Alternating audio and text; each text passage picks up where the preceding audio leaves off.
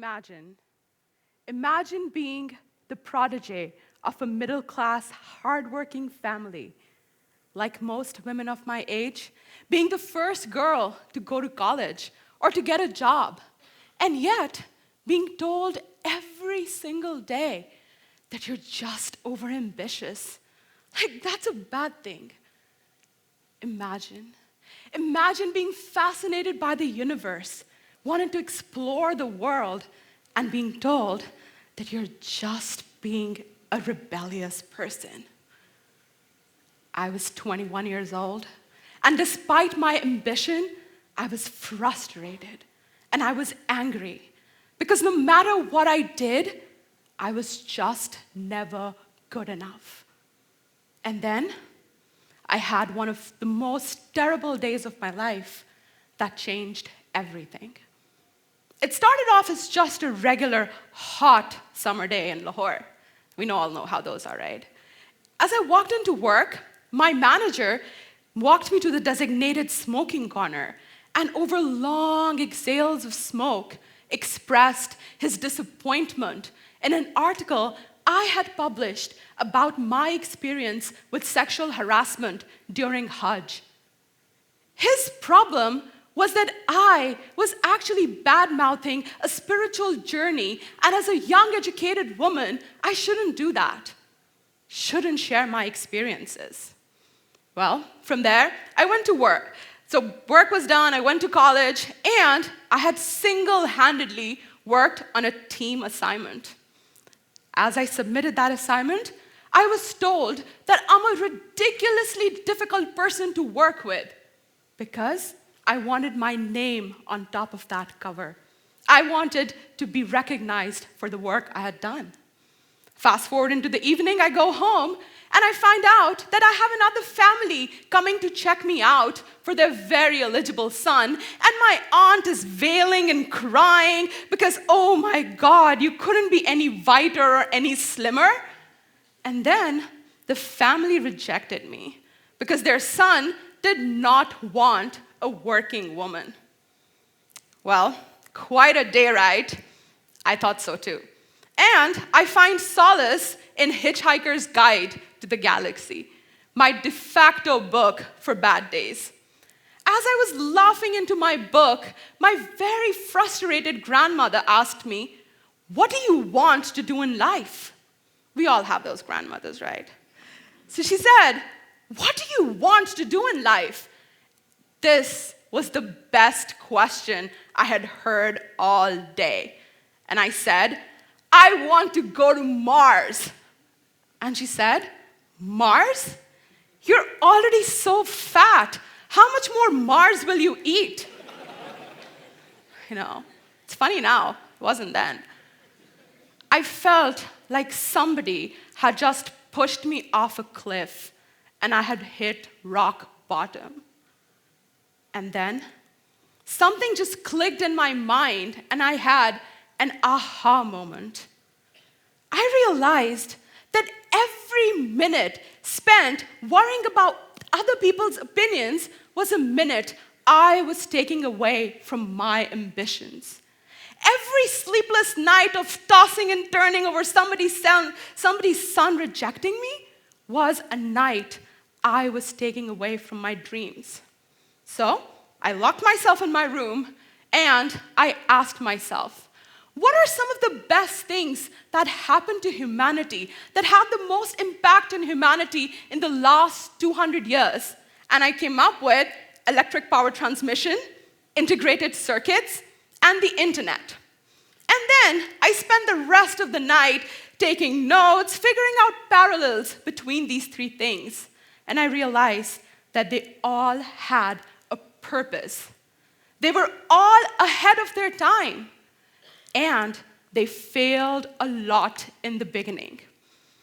The worst day of my life had all of a sudden turned around and I had an amazing night because I knew what I was going to do. I was going to be what electric power transmission, integrated circuits, and internet was to the world.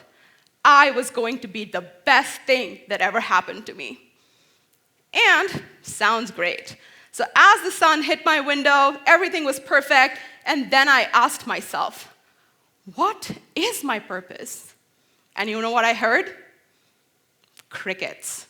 Nothing. I had failed even before I had started. But you know what? I couldn't just give up on day one, so I decided to do what I know how to do best. I took out my notebook, and I got down to working. My journey led me to really analyze lives of people that I admired. People like Nikola Tesla, Ada Lovelace, Isaac Asimov, Galileo. Day one turned into a couple of years. As I drew maps of the world that I wanted to build and parallels of their life, things had not changed at home. I was still being rejected by sons. People were still taking credit for my work, and I was still just an overachiever. But you know what? I wasn't frustrated. I wasn't frustrated because I was working on something that was important for me, and I found the answer that I was looking for. What if purpose was only defined by what you think is possible? Tesla was convinced that he could make electricity free by transmitting it wirelessly. Asimov was convinced that machines will fundamentally advance the human civilization. It was this conviction that became the foundation of their life, of their work, and of their failures. So, when you think something is possible, your mind will make it possible. That's called the law of attraction. So now, I had a purpose. Impossible was attainable, and I was going to go get it. And then, I had another bigger problem. Well, my family had no money. I had no disposable income. I lived in a country that had no resources for research labs. But I did have a friend who's a fashion designer, so I looked great. But that's it. I was still troubled about how would I build this world that I want to build. And this is where economics, mathematics, and philosophy came to my rescue. I realized that the only thing I needed in life to get started was my mind and my time. That sounds really simple, right? It couldn't be the right answer. But think about it. Your mind and your time are so precious that your governments want to control it. Your mind and your time are so valuable that media wants to own it. Your mind and your time are so powerful that evil wants to corrupt it. And yet, you are the only person who gets to decide what happens to it. But you can't just wake up one bright sunny day and rewire your mind and just change your existence. What do you do then? Think of your mind as a really big, awesome machine where the input determines the output. I could not put hours of gossip and Games of Thrones in my mind and expect it to return rockets. I could not spend my time keeping up with the Kardashians and then wonder why my life was so unfulfilled. So I started with a small step. I stopped watching TV, and I stopped following pop culture. All of a sudden, I had 3 hours in my day that I could spend on things that I thought were important. And the flip side of this is that I often had nothing to talk to with my friends. I was bored very, very often. But things were working. I was 28, and I thought my life's on the best path possible. And then something happened that I had predicted, but I was not prepared for. Drum roll, I failed. Failure is one of the hardest things in the world. It never gets easy.